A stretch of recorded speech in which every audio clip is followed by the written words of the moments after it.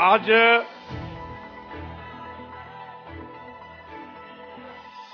Samajwadi party कार्यालय की इस प्रांगण में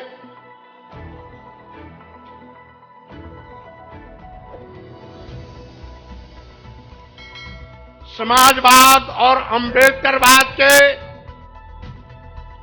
इस समागम अवसर पर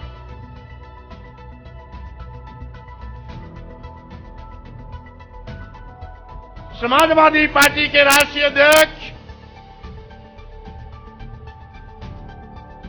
पूर्व मुख्यमंत्री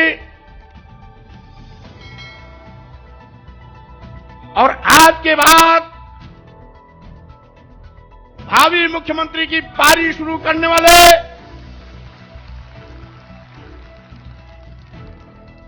श्री अखिलेश यादव जी अभी आपको संबोधित कर रहे थे। उत्तर प्रदेश सरकार में मंत्री पद से इस्तीफा देने वाले भाई डॉक्टर धर्म सिंह सैनी जी हमारे बीच उपस्थित हमारे परम सम्मानित सहयोगी साथी, पूर्व में कई बार मंत्री रहे, वर्तमान में विधायक भाई भगवती प्रसाद सागर जी, पूर्व में मंत्री वर्तमान में विधायक भाई विनय शाक्य जी,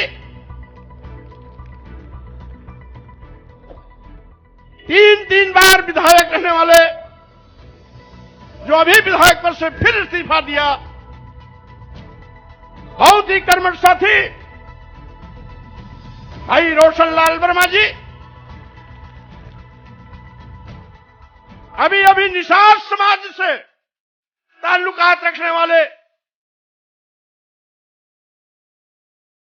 डॉक्टर मुकेश वर्मा जी जो विधायक पद से इस्तीफा देकर के आपके साथ खड़े हुए हैं, हमारे प्रजापति समाज से भाई ब्रजेश कुमार प्रजापति विधायक जो तिंदवारी से इस्तीफा देकर आपके बीच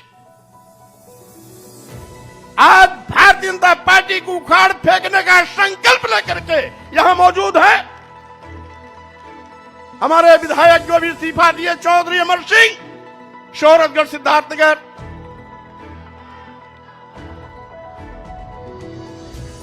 और इसके साथ ही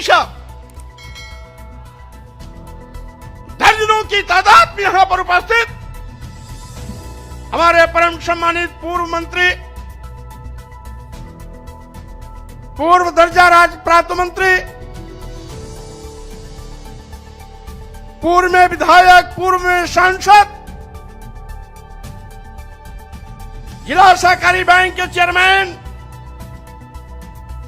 श्री मनोहर सिंह मौर्य सहित अभी पिछड़ा वर्ग आयोग में सदस्य बलराम मौर्य जी सहित सभी पूर्व में सरकार के विभिन्न आयोगों, निगमों, बोर्डों में पदाधिकारी रहे, ऐसे सभी महानुभाव साथीगण और कार्यक्रम की संचालन कर रहे समाजवादी पार्टी उत्तर प्रदेश के अध्यक्ष हमारे पुराने साथी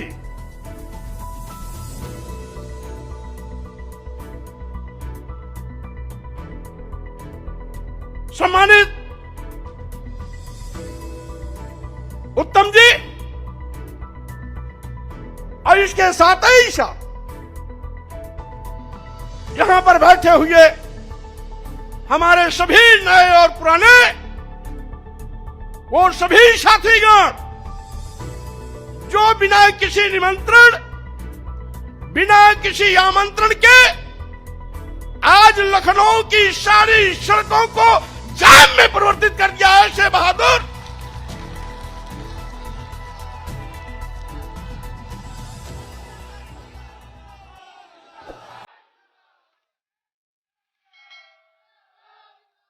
ऐसे सम्मानित भाइयों, बहनों, नौजवान साथियों, मीडिया के हमारे सम्मानित साथियों, भाइयों, जैसा कि आप जानते हैं, आज 14 जनवरी मकर संक्रांति भारतीय जनता पार्टी के अंत का इतिहास लिखने जा रहा है।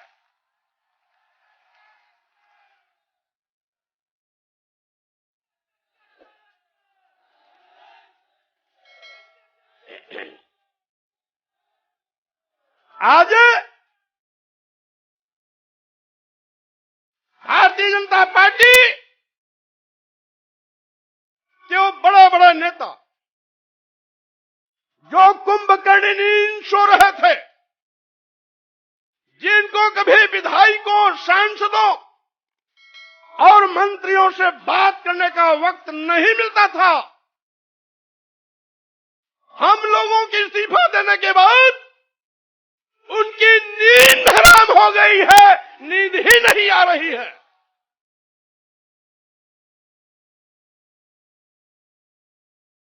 और साथ ही साथ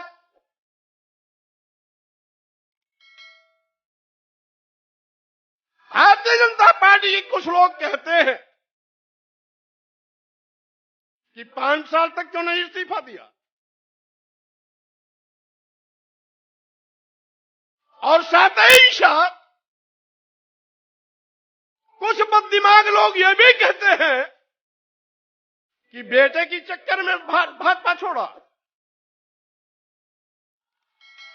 मैं ऐसे लोगों से कहना चाहता हूं, भारतीय जनता पार्टी के लोगों ने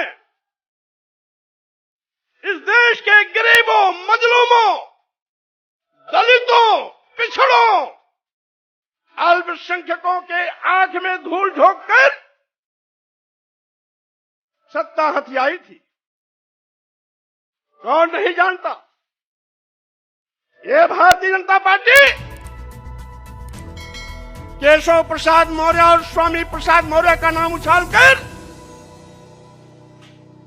पिछड़ों के बलबूते पर सरकार बनाई थी। चर्चा किया था मुख्यमंत्री होंगे या तो केशव प्रसाद मौर्य या तो स्वामी प्रसाद मौर्य। पहले गाजीपुर से स्काई लैब उतारने की कोशिश की गई। स्काई लैब यहां आते आते बीच में ही ब्लास्ट हो गया। दूसरा स्काई लैब गोरखपुर से लाकर के मुख्यमंत्री की कुर्सी पर बैठा दिया और पिछड़े वर्गों की आंख में धूल झोंकने का काम किया।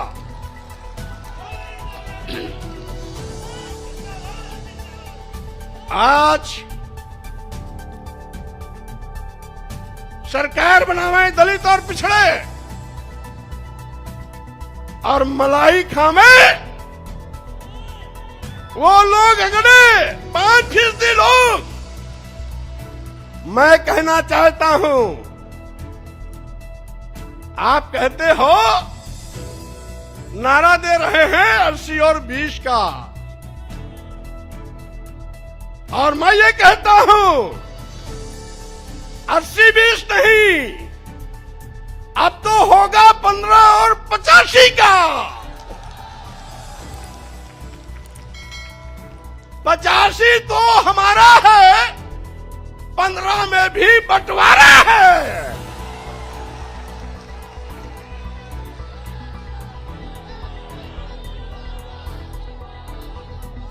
आप दुहाई देते हो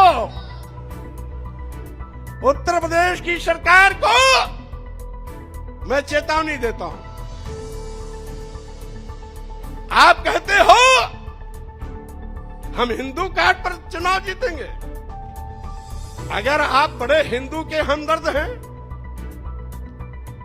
तो अनुसूचित जात, अनुसूचित जनजात, पिछड़े वर्गों को भारतीय संविधान के अंतर्गत जो अधिकार देकर के आरक्षण की व्यवस्था दी गई, उसको अजगर की तरह निगलने का पाप क्यों किया आपने? अभी अभी 69,000 शिक्षकों की भर्ती हुई, 19,000 आरक्षित पदों पर सामान्य वर्ग को नियुक्ति पत्र दे दिया। योगी जी, क्या अनुसूचित जाति के लोग हिंदू नहीं है क्या?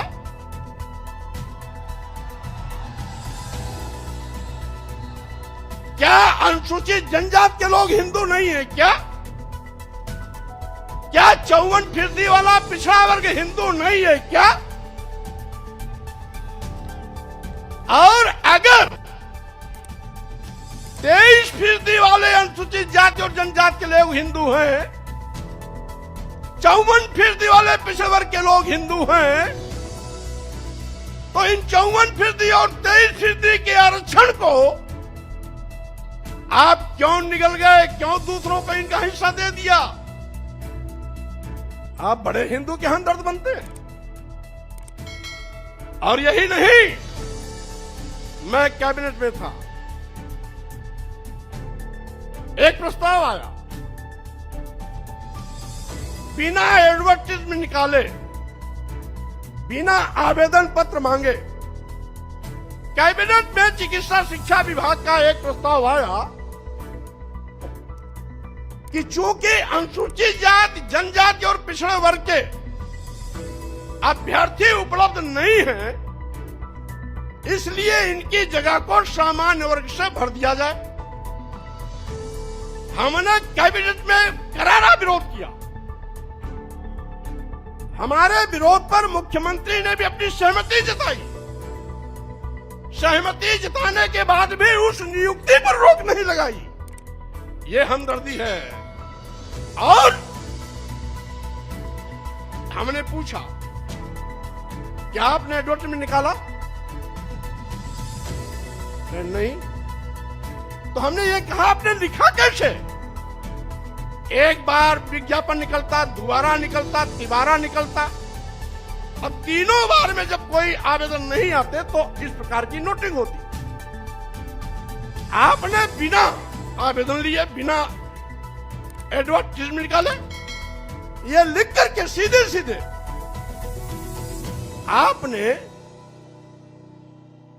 पिछड़ों और अनुसूचित जाति, अनुसूचित जनजाति के आरक्षण के हिस्से की सीट सामान्य वर्ग को दे दिया। यही नहीं, अब तो सरकारी संस्थान भी निजी क्षेत्रों में दे रहे हैं, क्योंकि न रहेगी बांस न बजेगी बांसुरी। यानी जब सरकारी संस्थान निजी क्षेत्र में चले जाएंगे तो आरक्षण देने की जगह ही नहीं रहेगी।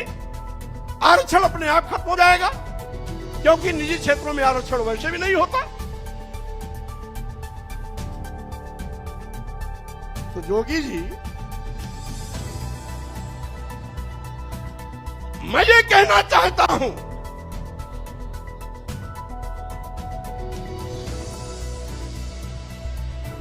जोगी जी या बाबा जी कोई भी हो, मैं ये कहना चाहता हूं,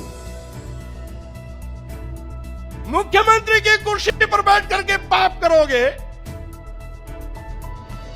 और साथ ही साथ दुहाई देगो हिंदू की। क्या आपकी नजर में कुछ बड़ी जात के लोग हिंदू हैं क्या?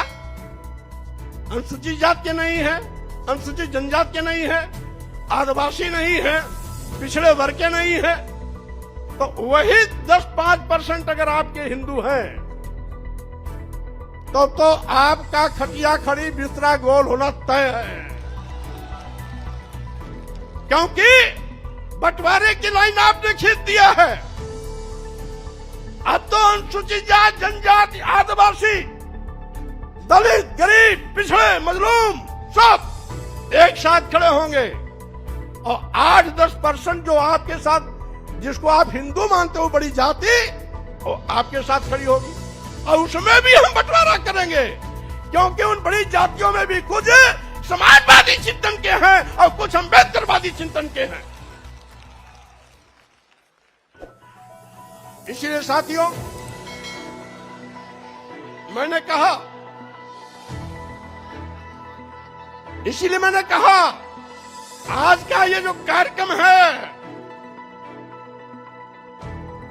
अभी तक तो ये समाजवादी विचारकों का जमावड़ा था।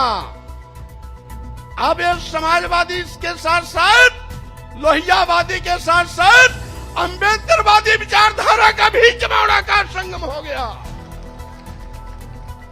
और इसीलिए हम ये भी कहना चाहते,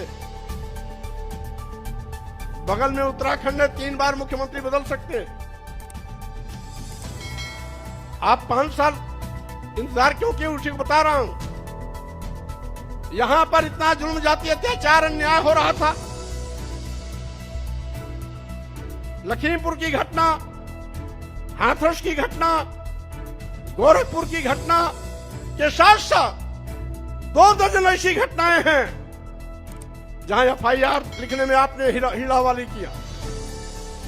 और साथ ही साथ जहां गोरखपुर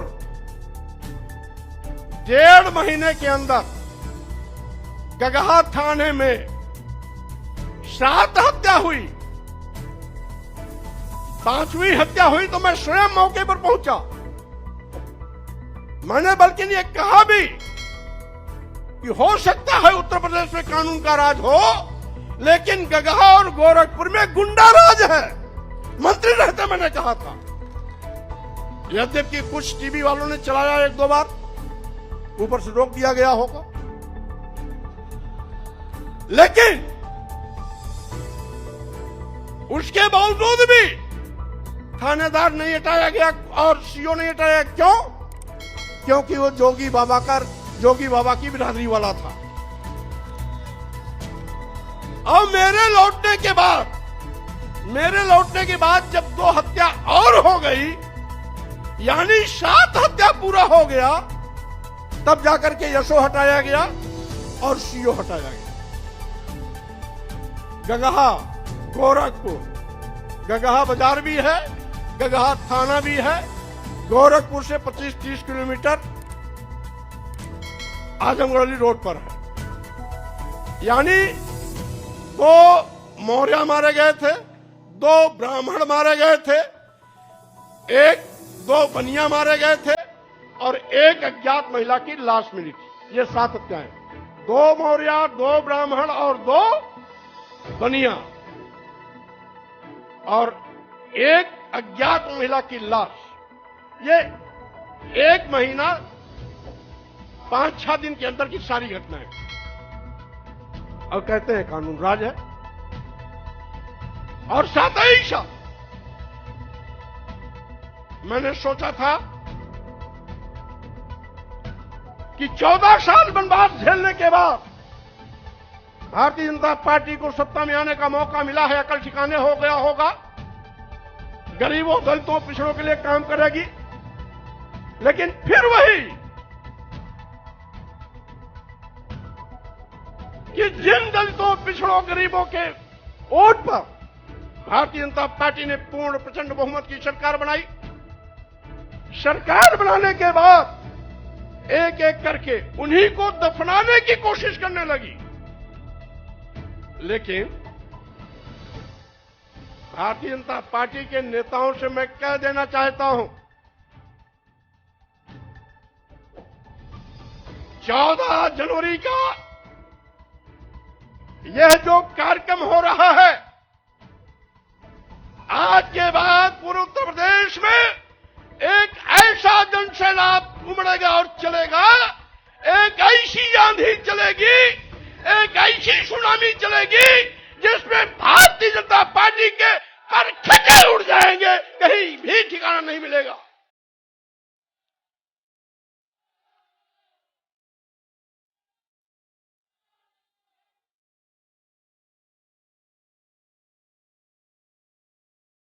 और साथ ही साथ मैं ये भी कहना चाहता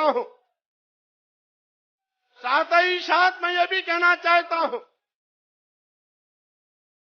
स्वामी प्रसाद मौर्य ने पार्टी भले न बनाई हो, लेकिन किसी भी पार्टी से हैसियत कम नहीं रखते हैं। उनके पास जनधार की कमी नहीं है। आज हमने समाजवादी पार्टी के राष्ट्रीय अध्यक्ष अखिलेश यादव जी से हाथ इसलिए मिलाया कि अखिलेश यादव जी नौजवान हैं, पढ़े लिखे हैं, नई ऊर्जा है। मैं प्रदेश के लाखों लाख करोड़ लोगों का हुजूम आपके नेतृत्व के साथ खड़ा कर भारतीय जनता पार्टी को नस्ताबूद करने का काम करूंगा।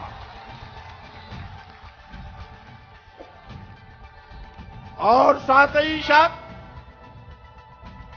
मैं ये भी चुनौती देता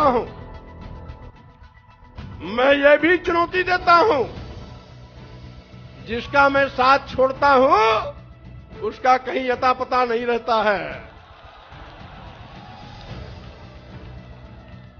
हमारी बहन जी इसका जिंदा मिसाल है। जब तक साथ था बार बार मुख्यमंत्री बनती थी, उनको घमंड हो गया था एको अहम द्वितीयो नास्ति। बाबा साहब के मिशन से हट गई, मानवर कांशीराम को भूल गई, मानवर कांशीराम के सामाजिक परिवर्तन आंदोलन को डुबोने का काम करने लगी। मानवर कांशीराम जी के आंख मूंदते ही मानवर कांशीराम जी का नारा बदल दिया था। जो मानवर कांशीराम जी ने नारा दिया था, जिसकी जितनी संख्या भारी उसकी उतनी भागीदारी। बहन मायावती जी मानवर कांशीराम के इस नारे को बदलकर दूसरा नारा इजाद किया कि जिसकी जितनी तैयारी उसकी उतनी भागीदारी का मतलब थैली वालों के पीछे खड़ी हो गई। मैंने विरोध किया, नहीं मानी, साथ छोड़ दिया। आज कहीं अता पता दिखाई नहीं पड़ता उनका।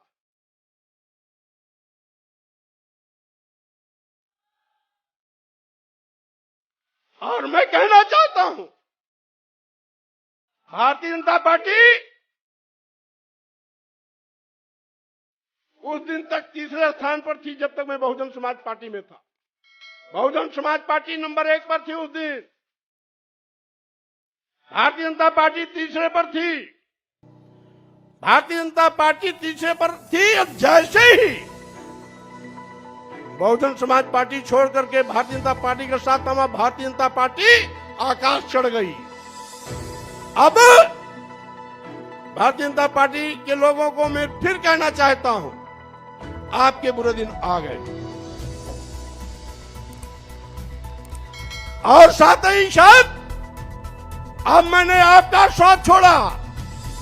मेरे बाद साथ छोड़ने वालों का एक लंबा कतार चल रहा है। आज के बाद भी ये इस्तीफा देने का सिलसिला चलता रहेगा। और साथ ही साथ 2022 के विधानसभा चुनाव में जब 10 तारीख को परिणाम आएगा तो 2017 के पहले जो भारतीय जनता पार्टी का आंकड़ा था 42 विधायक और 45 विधायक का, मैं दावे के साथ कहना चाहता हूं, इन नौजवानों की कुवत के बिना पर आपको फिर पुराने आंकड़े दहाई पर लाके खड़ा करने का काम करूंगा।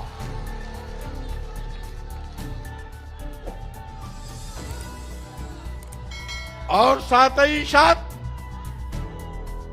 ये सुनामी भाजपा को उखाड़ करके सीधे सीधे हिंद महासागर में ले जाकर के डुबोने का काम करेगी। आज इस अवसर पर मैं यह भी कहना चाहता हूं, जिसके पीछे लाखों का हुजूम हो, आज कोरोना महामारी के चलते निर्वाचन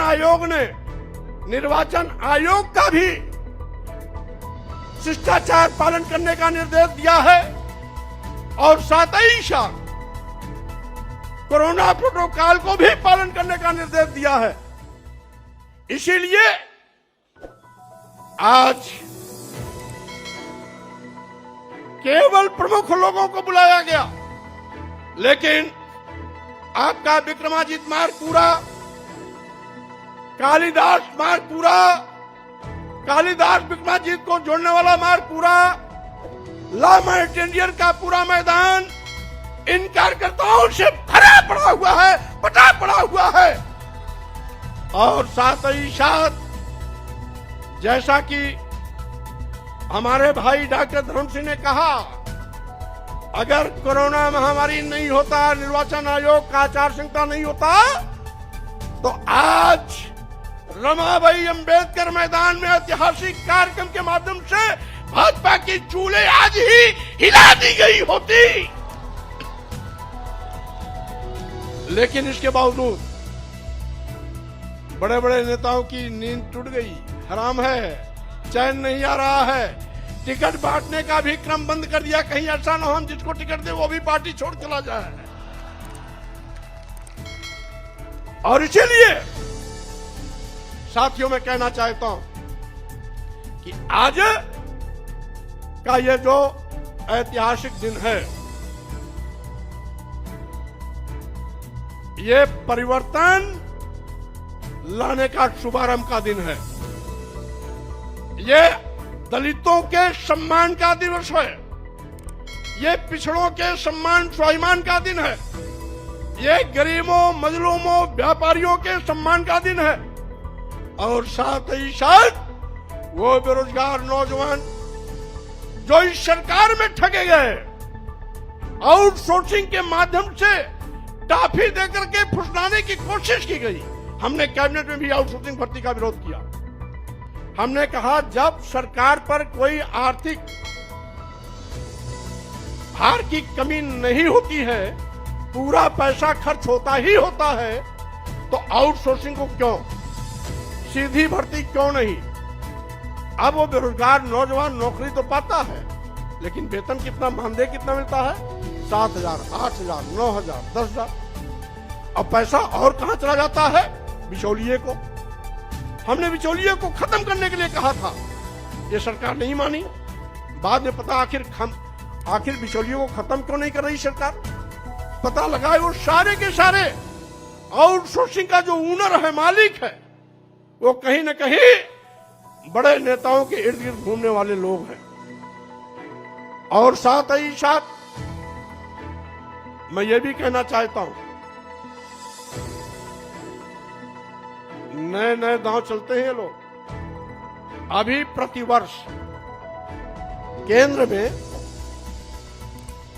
30 और 32 IAS प्रतिवर्ष चुने जा रहे हैं। लिखित परीक्षा नहीं, लिखित परीक्षा नहीं, केवल इंटरव्यू पर।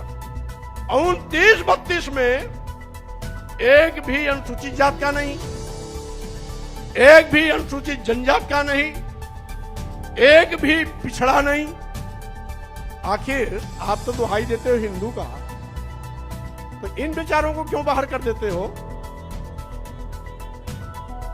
इसका मतलब है आज जो दलित और पिछड़ा है, आज भी आपके लिए अछूत है, आपके लिए भी शूद्र है, आपके लिए भी नीच है, आपके लिए भी अधम है, आपके लिए भी वो इंसान नहीं बल्कि जानवर से बदतर है। और यही कारण है कि आप लगातार इनको अपमानित कर रहे हो, इनको सम्मान नहीं देते हो, और हिंदू की दुहाई देकर चंद लोगों को मालपुआ, हलवा, IAS की कुर्सी सब समर्पित, और करोड़ों की आबादी में, यानी 85% आबादी वाला ये दलित, अनुसूचित जात, जनजात, पिछड़ा वर्ग, यह बेकार, और 8-10% लोग काबिल। इसलिए मैं इनके अंदर के चरित्र को उजागर करना चाहता हूं।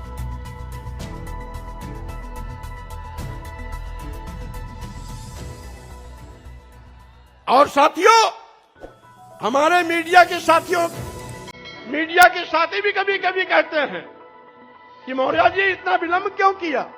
अरे भाई, 5 साल के लिए जनादेश मिलता है और 5 साल तो इंतजार करना ही पड़ेगा। अब जब 2022 के नए जनादेश की बारी आई है तब मैंने ताल ठोका है और ताल ही नहीं ठोका है, ये मैदान श्री मुलायम सिंह यादव का है।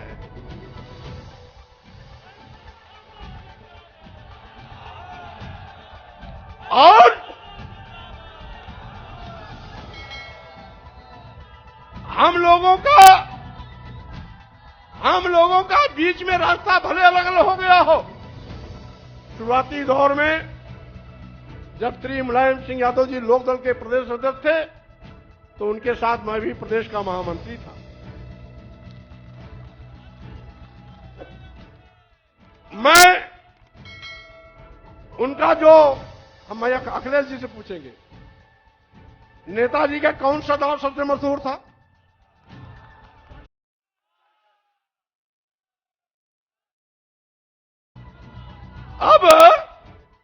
अब नेताजी चरखा दाव नहीं लगाएंगे, बल्कि अब नेताजी की ये पूरी फौज वो चरखा दाव लगा करके एक एक भाजपा वालों को ऐसी पटकनी देगा कि सबको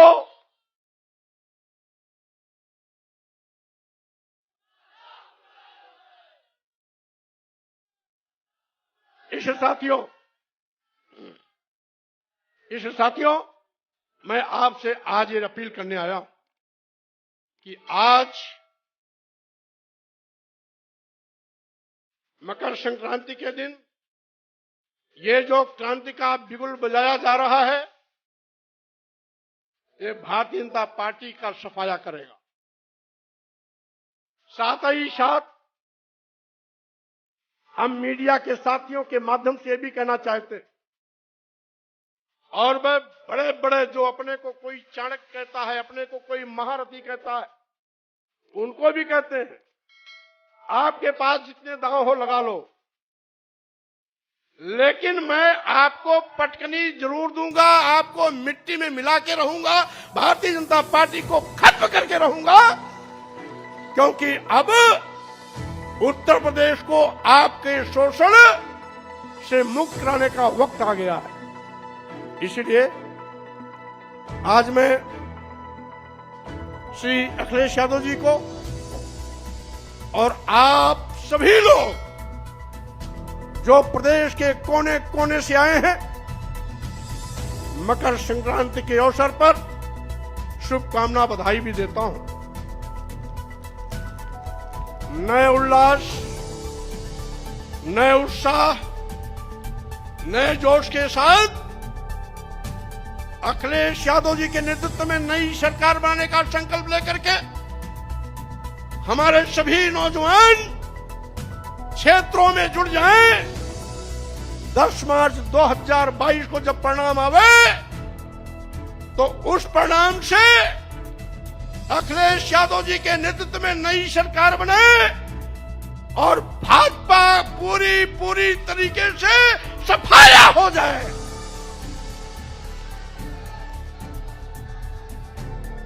इन्हीं शब्दों के साथ में मैं अपने छोटे लघु मध्यम व्यापारियों से भी कहना चाहता हूं, आप जिस भारतीय जनता पार्टी को अपना मान करके आंख मूंद करके झूम करके वोट देते थे, उसी भारतीय जनता पार्टी की गलत नीतियों के शिकार होकर आज पूरे प्रदेश का व्यापारी चौराहे पर खड़ा हो गया है, बेचारा हो गया है, लाचारी हालत में हो गया है। इसलिए व्यापारियों से भी हम इस संग्राम में जुड़ने के लिए अपील करते हैं। इन्हीं शब्दों के साथ हम आए हुए सभी नौजवानों, भाइयों, साथियों को बहुत धन्यवाद देते हैं और साथ ही साथ राष्ट्रीय अध्यक्ष श्री अखिलेश यादव जी के नेतृत्व में भाजपा सरकार को उखाड़ फेंकने का संकल्प लेकर इस अभियान को आगे भी गति देते रहेंगे। इन्हीं शब्दों के साथ आप सबको बहुत बहुत धन्यवाद, बहुत बहुत बधाई, बहुत बहुत शुभकामना।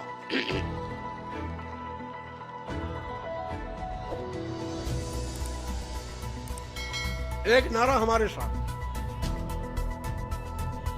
एक नारा हमारे साथ, दोनों हाथ उठा के मुट्ठी बांधकर, अभी नहीं भाई, जब नारा देंगे तब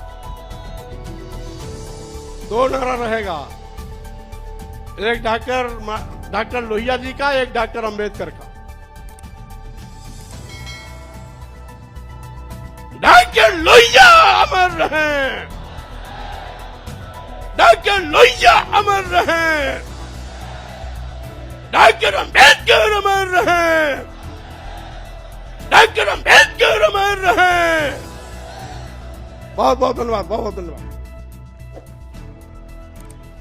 अब मैं कुछ साथी